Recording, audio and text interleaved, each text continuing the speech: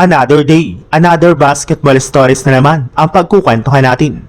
At ngayon nga ay pag-uusapan natin ang balitang may bagong plano nga po si Coach Steve Kerr sa Golden State Warriors at ang balitang may good news ulit nga po ang Los Angeles Lakers kay LeBron James.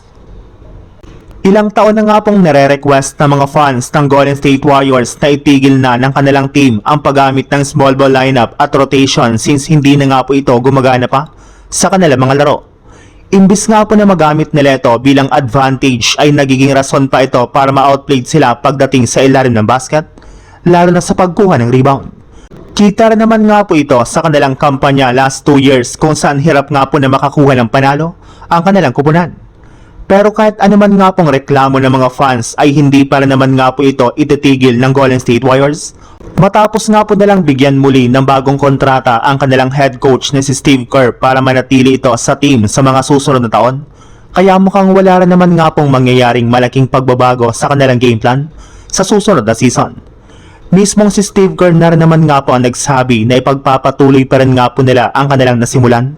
Sa madaling salita, gagamit pa rin nga po ang JSW ng kanilang small ball lineup at wala rin naman nga po ditong magagawa ang kanilang mga fans. Sa ibang balita naman, sa pagtatapos nga po ng kampanya ng Lakers ngayong season, ay tuluyan na nga pong magiging isang ganap na unrestricted free agent si LeBron James sa pagtatapos ng kanyang kontrata. Ibig sabihin, questionable na nga po ang kanyang future sa Lakers at maging sa NBA kung maglalaro pa siya dito o tuluyan na siya magre-retiro. At ayon nga po sa isang NBA insider, malaki nga na po ang posibilidad na hindi magretiro si LeBron. Kaya ang tanong na lang naman nga po ngayon ay kung mananatili si LeBron sa Lakers o hindi sa susunod na season.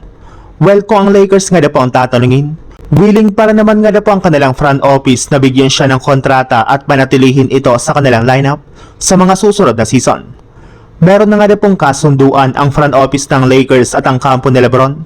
Ngunit since nga po nire-respeto ni Rob Pelinka ang oras ni LeBron James para magdesisyon sa kanyang future, ay pansamantala muna nga po nila itong hindi pinag-uusapan hanggang sa magsimula ang free agency sa darating na off-season.